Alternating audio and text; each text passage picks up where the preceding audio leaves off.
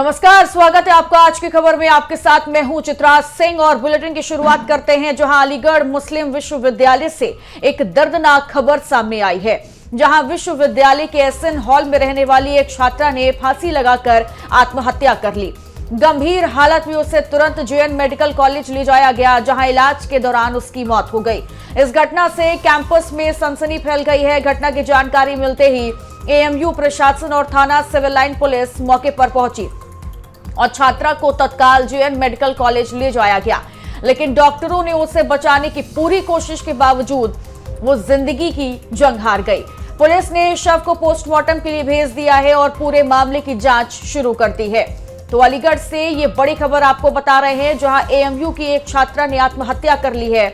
Diploma engineering final year की मृतक छात्रा रही, जहां इलाज के दौरान छात्रा की मौत हो गई है। तो बड़ी खबर, बड़ी जानकारी और दर्दनाक खबर सामने आई है, जहां विश्वविद्यालय के एसएन हॉल में रहने वाली एक छात्रा ने फांसी लगाकर आत्महत्या कर ली।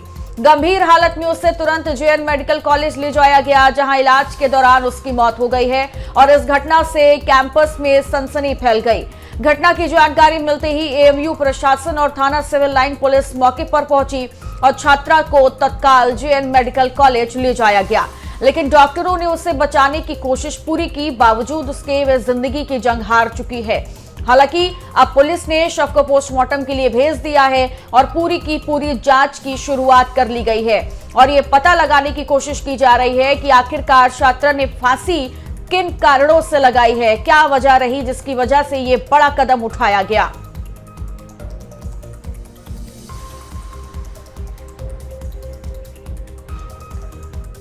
तो हमारे सहयोगी विनीत कुमार हमारे साथ जुड़ गए हैं तमाम जानकारी के साथ। विनीत, आत्महत्या का कारण पता लग पाया है क्या?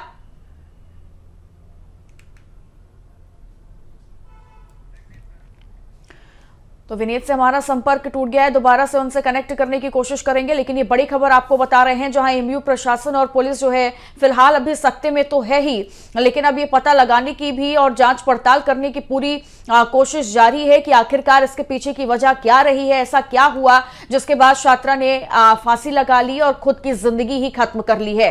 तो देखिए, एएमयू प्रशासन और पुलिस एक तरफ लगातार जांच कर रहा है, तो दूसरी तरफ जो इसके परिवार वाले हैं और एएमयू के जितने भी लोग हैं, जो और छात्र हैं, वो कहीं ना कहीं परेशान हैं और सदमे में आ चुके हैं। इतनी बड़ी खबर जो सामने आई है एएमयू से, और तस्वीरें भी आपको हम दिखा रहे हैं, जहां भारी भीड़ इस वक्त देखे लगी रही, जहां उनके परिजन, उनके परिवार वाले भी मौजूद हैं। साथ ही साथ ये खबर बताई गई कि फौरन छात्रा को लेकर के अस्पताल में लाया गया, लेकिन डॉक्टरों ने उसे मृत घोषित कर दिया। बचाने की कोशिश की गई, लेकिन डॉक्टर लगातार इलाज कर रहे थे, लेकिन वो अपनी जिंदगी की जंग जो है वो हार चुकी है। तो ये बड़ी खबर अलीगढ़ से आपको बता रहे हैं, तस्वीरें भी आपको दिखा देते हैं, क्योंकि एक बड़ी खबर है, दर्दनाक खबर है। और दूसरी तरफ ये पता लगाने की कोशिश भी प्रशासन की ओर से, पुलिस की ओर से की जा रही है कि इसके पीछे की वजह आखिरकार क्या रही है, कि किस तरीके से आत्महत्या कर ली गई। एक छात्रा ने ऐसा इतना बड़ा कदम आखिरकार क्यों उठाया। तो देखिए, गंभीर हालत में छात्रा को जेएन मेडिकल कॉलेज ले जाया गया था, जहां इलाज के दौरान उसकी मौत हो गई और इस घटना से पूरे के पूरे कैंपस में इस वक्त सनसनी फैली हुई है। हर कोई डरा हुआ है और सख्ते में है। हालांकि घटना की जानकारी मिलते ही एएमयू प्रशासन के साथ थाना सिविल लाइन पुलिस भी मौके पर पहुंची जांच पड़ताल करने के लिए और छात्रा को तत्काल जेएन मेडिकल कॉलेज लेकर के जाया गया, जहां डॉक्टरों ने उसे बचाने की पूरी कोशिश की, लेकिन वो जिंदगी की जंग हार गई है।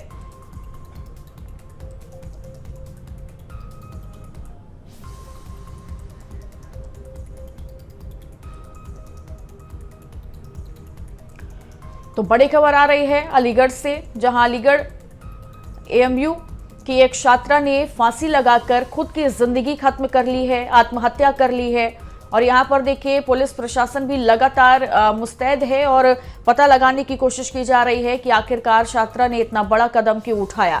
और कैंपस के जितने लोग हैं उनसे भी देखिए पूछताछ शुरू की जाएगी, जितने भी उसके दोस्त रहे हैं, जो जानने वाले रहे हैं, जो करीबी रहे हैं, उनसे भी पता लगाने की और बात की जाएगी, पूछताछ की जाएगी कि आखिरकार क्या वजह रही, क्या किसी को कुछ पता है कि एएमयू की छात्रा ने क्यों ये बड़ा कदम उठाया है। हालांकि परिजन भी फौरन देखिए पहुंचे और वहां पर परिजन के साथ साथ पूरे कैंपस के लोग भी इस वक्त सकते में हैं।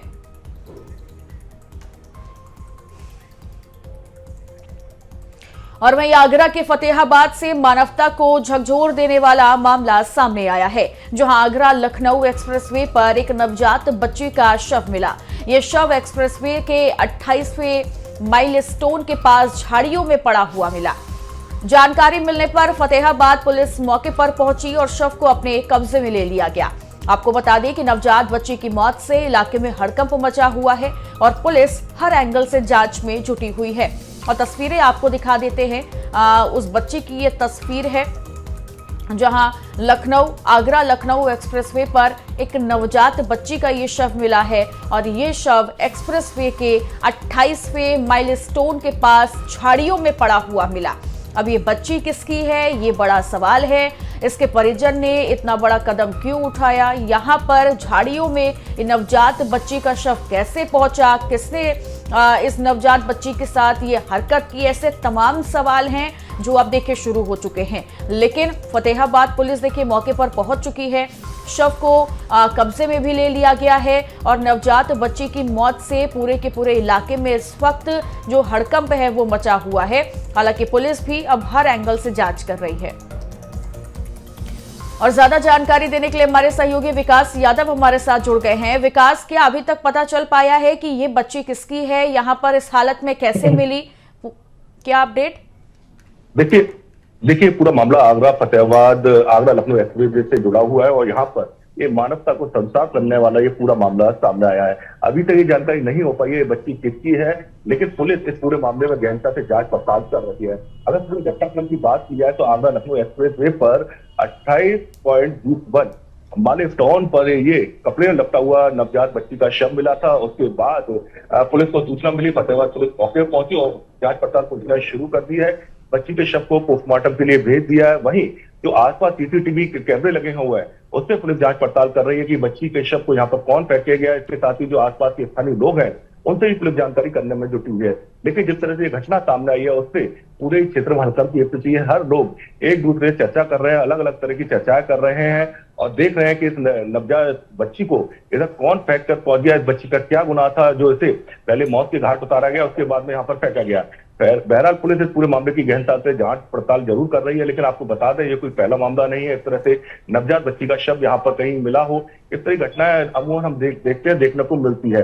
कहीं ना कहीं इस तरह की घटनाएं मानवता को संसार करती है, लेकिन इसके बावजूद इस तरह की घटनाओं में इजाफा लगातार दिखाई देता है। इस तरह की घटनाएं लगातार देखने को मिलती है, वो कहीं ना कहीं कई तरह के जरूर सवाल खड़े करती है। जी ठीक है विकास, लेकिन सवाल ये भी है कि नवजात बच्ची कितने दिन की लगभग हो सकती है, क्योंकि देखने से ये अंदाजा लगाया जा सकता है कि अभी ही इसका जन्म हुआ था या फिर 1-2 महीने की है नवजात बच्ची, कुछ ये पता चल पाया है क्या? देखिए एक आशंका ये भी जताई जा रही है कि लोक लाज के बहस से कोई महिला इस बच्ची को यहाँ पर फेंक गई होगी। ये नवजात बच्ची हाल ही की बच्ची दिखाई दे रही है। पुलिस जिस तरह जांच पड़ताल कर रही है, कपड़े में लिपटी हुई बच्ची है, तो माना जा रहा है कि हाल की बच्ची है। लोक लाज के बहस से हो सकता है या कई लोग देखते हैं कि लड़कियां होने पर इस तरह की घटना को भी अंजाम देते हैं, तो हो सकता है। दोनों ही एंगल से पुलिस इस पूरे मामले की जांच पड़ताल कर रही है और पुलिस साक्ष्य भी जुटा रही है। इसके साथ ही मैंने बताया सीसीटीवी कैमरे से भी यहाँ पर आसपास जानकारी की जा रही है। अभी पुलिस इस पूरे मामले में जांच पड़ताल कर रही है, मुकदमा दर्ज कर लिया गया है, बच्ची के पोस्टमार्टम के लिए बच्ची को भेज दिया गया है। इसके साथ ही पुलिस का कहना है कि जो भी आगे की कार्रवाई होगी, जो जांच पड़ताल में साक्ष्य सामने आएंगे, जो जांच पड़ताल में चीजें सामने आएंगी, उसके बाद में इस पूरे मामले में कार्रवाई की जाएगी। तो बहरहाल पुलिस इस पूरे मामले में जांच पड़ताल सवाल ये भी है विकास कि यहाँ पर झाड़ियों के बीच में जब इस नवजात बच्ची के शव को देखा गया तो सबसे पहले ये शव किसने देखा था, किसने पुलिस को जानकारी दी और क्या कुछ पास से कुछ ऐसे सबूत क्या मिल पाए हैं जिससे ये पता लगाया जा सके कि ये बच्ची किसकी है, कहाँ से किसने शव को फेंका? देखिए पुलिस अभी इस पूरे मामले कुछ भी कहने से बच रही है, लेकिन पुलिस का कहना है कि कुछ स्थानीय लोगों ने फतेहाबाद पुलिस को सूचना दी थी, उसके बाद में पुलिस मौके पर पहुंची थी, लेकिन पुलिस अभी इस पूरे मामले में कुछ भी बोलने से सीधे बचती हुई नजर आ रही है। पुलिस का कहना है कि पहले जांच पड़ताल की जा रही है और जो भी जांच की प्रक्रिया में जरूरी साक्ष्य होते हैं, एविडेंस होते हैं, उसे कलेक्ट किया जा रहा है। तो कहीं ना कहीं पुलिस अपनी जांच पड़ताल पुलिस ने जरूर शुरू कर दी है और पुलिस का कहना है कि जो भी इसमें आरोपी होंगे उन्हें जल्द गिरफ्तार कर लिया जाएगा। आपको बता दें इससे पहले भी हमने देखा था, ऐतवार को ऐसी ही घटना सामने आई थी। एक ढाबा था, उसके पीछे बाइक सवार 2 लोग कैमरे में भी, सीसीटीवी कैमरे में ही कैद हुए थे और वो भी इसी तरह से एक नवजात बच्ची को फेंक कर चले गए थे। तो पुलिस का मानना है कि जो भी जांच पड़ताल होगी वो जल्द सामने आ जाएगी और जल्द इस घटना का अनावरण भी कर दिया जाएगा, खुलासा भी कर दिया जाएगा। तो फिलहाल पुलिस अपनी पूरी तरह से जांच पड़ताल में जुटी है। पुलिस का कहना है कि जो भी आरोपी होंगे उन्हें गिरफ्तार किया जाएगा, उसके बाद ही पुलिस कुछ कहने की स्थिति में होगी। इस नवजात ठीक है, बच्ची को जो यहाँ पर स्थानीय कौन लोग करके गया, हैं, इसके पीछे ठीक क्या है, कारण है। हाँ ठीक है, जो स्थानीय लोग हैं उनसे भी पूछताछ की जा रही होगी, लेकिन क्या अभी तक किसी ने कुछ बताया और कितने लोगों से पूछताछ की जा रही है? देखिए, ये जो इलाका है आगरा लखनऊ एक्सप्रेस वे का है और यहाँ पर बड़ी संख्या में जो वाहन है वो दौड़ते हुए नजर आते हैं। तो जो स्थानीय इलाका है वो पूरी तरह से इस तरह का इलाका नहीं है कि यहाँ पर लोगों की चहलकदमी ज्यादा होती हो। तो कहीं ना कहीं जो स्थानीय लोग हैं उनसे पुलिस जांच पड़ताल जरूर कर रही है। जो एक्सप्रेस वे के साइड का इलाका है, बाईपास रोड का इलाका है, वहां पर ये नवजात बच्ची के शव को कोई कपड़े में फेंक कर चला गया था। तो पुलिस अभी इस घटना की भी जानकारी कर रही है और लोगों से, स्थानीय लोगों से जांच पड़ताल कर रही है कि कब की ये घटना है। इसके साथ ही जो सीसीटीवी कैमरे हैं एक्सप्रेस वे के साथ हाईवे पे जो लगे होते हैं उससे भी पुलिस जानकारी जुटाने में लगी हुई है। तो कहीं ना कहीं पुलिस हर एंगल से इस पूरे मामले की जांच पड़ताल जरूर कर रही है और पुलिस का सीधे सीधे कहना है कि इस घटना का जल्द खुलासा कर दिया जाएगा। जी ठीक है, बहुत बहुत शुक्रिया विकास आपका तमाम जानकारी के लिए। और यहाँ रुकेंगे एक छोटे से ब्रेक के लिए। आप देखते रहिए आज की खबर।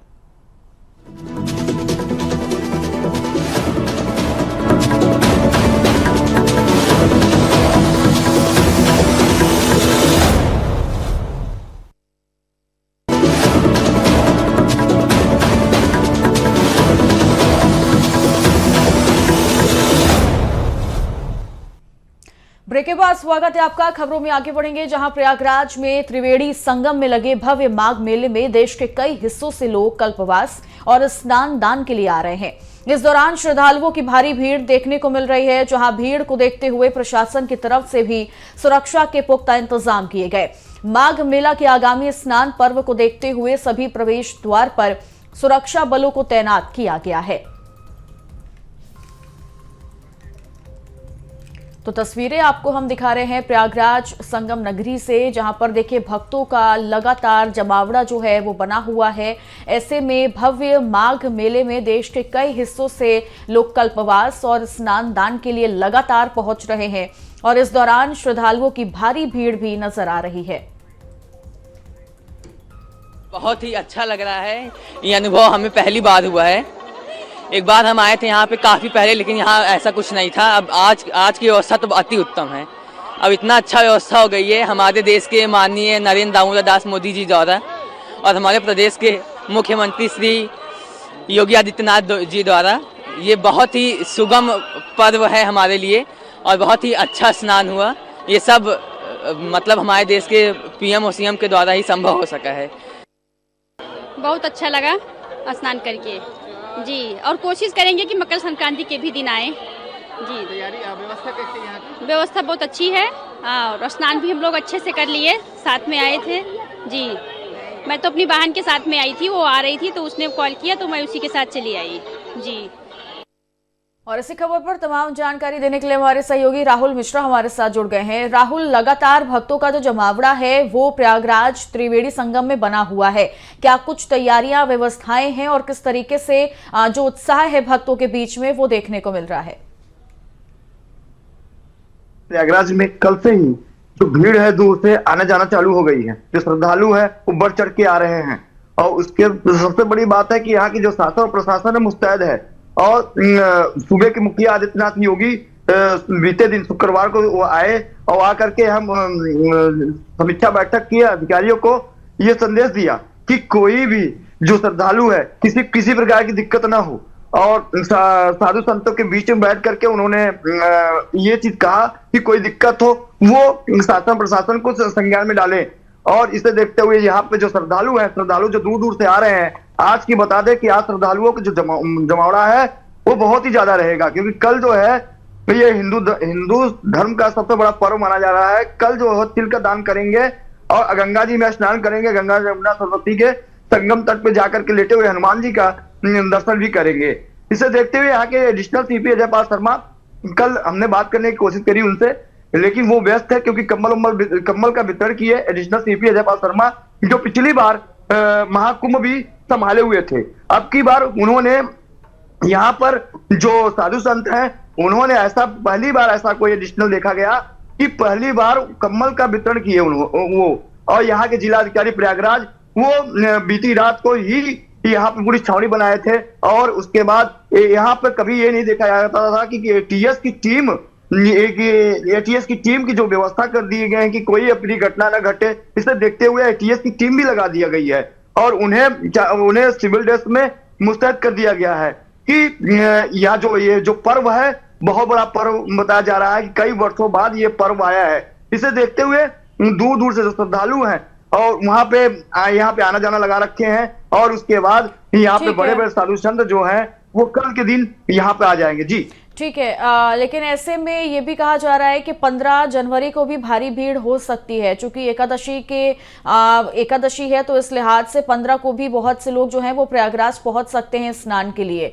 तो लगभग प्रशासन की ओर से इसको लेकर तैयारियां तो देखिए लगभग की जा चुकी हैं, लेकिन क्या आपकी अगर बातचीत हुई हो किसी से तो क्या जानकारी दी गई कि लगभग और कितने दिन तक ये भारी भीड़ यहाँ भक्तों की लगी रह सकती है और आगे क्या कुछ कमी ऐसी है जिसे अभी पूरा किया जा सकता है प्रशासन की ओर से? ये आपसे बता दें कि यहाँ पे जो कमियां तो कुछ विशेष तरह से दिखाई नहीं, छोटी मोटी कमियां जो रहती है, जैसे लाइट की व्यवस्था है, लाइट जहाँ नहीं पहुंची है वहां पर लाइट, वहां स्पेशल एक बूथ बना रखे हैं कि अपनी शिकायत आप विद्युत विभाग में दे सकते हैं, विद्युत विभाग के कर्मचारी जाकर के उसे दुरुस्त कर सकते हैं। पानी जो कमियां थी वो भी ठीक कर दिए हैं, क्योंकि कल के बाद से ही भीड़ यहाँ लगेगी और ये भीड़ लमसम 19 से 20 तारीख तक रहेगी। और उसके बाद ये बताया जा रहा है कि देश के प्रधानमंत्री भी का आगमन यहाँ इस मेले में, ये माघ मेले में आ सकते हैं, यही बताया जा रहा है, अभी निश्चित नहीं हुआ है। और यहाँ पे जो व्यवस्था तो अभी टीवी स्क्रीन पे हमने दिखाया भी कि श्रद्धालु जो आए हैं वो ये कहते हैं कि जो व्यवस्था यहाँ पे हो गई वो अभी तक कहीं नहीं मिली थी। इससे हमने पूछा श्रद्धालुओं से, ये बताइए कैसे क्या व्यवस्था दिखाई दी गई है, क्यों बताया कि पहले यहाँ पे जो आसपास जो गंगा तट पे गंगा जी के उस पार जाने के लिए जैसे पार चले जाया करते थे, उनके लिए बांस का बनाया जाया करता था, बांस से बांध दिया करता था। लेकिन आज वहां पे गोताखोर की टीम, हमेशा से देखा जाता है जब भी कोई धार्मिक आयोजन होता है तो तैयारियां भव्य रूप से की जाती हैं कि जो भी भक्त दूर दराज से आए तो उनको किसी तरह की कोई परेशानियां ना हो। बहुत बहुत शुक्रिया आपका तमाम जानकारी के लिए। आगे बढ़ेंगे। सुप्रीम कोर्ट आज निर्वाचन आयोग के स्पेशल इंटेंसिव रिवीजन को चुनौती देने वाली याचिकाओं पर सुनवाई करेगा। बिहार, केरल, पश्चिम बंगाल जैसे राज्यों में एसआईआर प्रक्रिया पर विपक्ष ने सवाल उठाए थे और सुप्रीम कोर्ट में कई याचिकाएं दायर की गई थीं। इन याचिकाओं में चुनाव आयोग की शक्तियों, नागरिकता की पहचान और वोट देने के अधिकार से जुड़े सवाल उठाए गए थे। सीजेआई सूर्यकांत और जस्टिस जोय माल्या बागची की बेंच उस मामले पर सुनवाई कर रही है। इससे पहले 6 जनवरी को सुनवाई के दौरान चुनाव आयोग ने कहा था कि उसे एसआईआर कराने का पूरा अधिकार है। आयोग ने कहा कि कोई विदेशी वोटर लिस्ट में ना रहे, ये हमारी जिम्मेदारी है। उधर सुप्रीम कोर्ट ने सोमवार को पश्चिम बंगाल में एसआईआर से जुड़ी चुनाव आयोग की प्रक्रियाओं को चुनौती देने वाली टीएमसी के सांसदों की याचिकाओं पर भारत निर्वाचन आयोग से जवाब मांगा है। और वहीं कांग्रेस सांसद राहुल गांधी आज कर्नाटक के दौरे पर रहेंगे। वो दोपहर 2:30 बजे मैसूर पहुंचेंगे। मैसूर एयरपोर्ट पर सीएम सिद्धारमैया और डिप्टी सीएम डीके शिवकुमार उनका स्वागत करेंगे। कर्नाटक में सीएम सिद्धारमैया और डीके शिवकुमार के बीच कई महीनों से सियासी खींचतान भी चल रही है। हालांकि दोनों इस खींचतान की बात को खारिज करते हैं और फैसला आलाकमान पर छोड़ देते हैं। दोनों के बीच सब कुछ ठीक है दिखाने के लिए आलाकमान ने दोनों को एक दूसरे के घर पर नाश्ता करने को भी कहा था।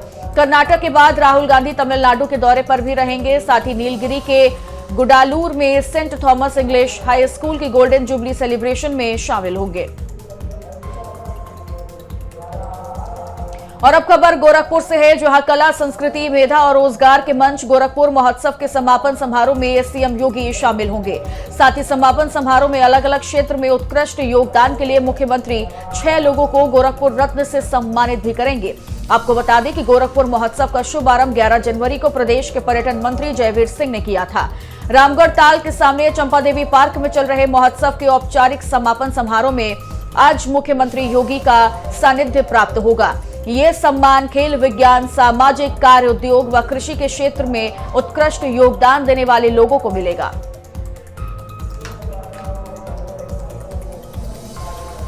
और इन्हीं खबरों के साथ इस बुलेटिन में इतना ही। आप देखते रहिए आज की खबर। नमस्कार।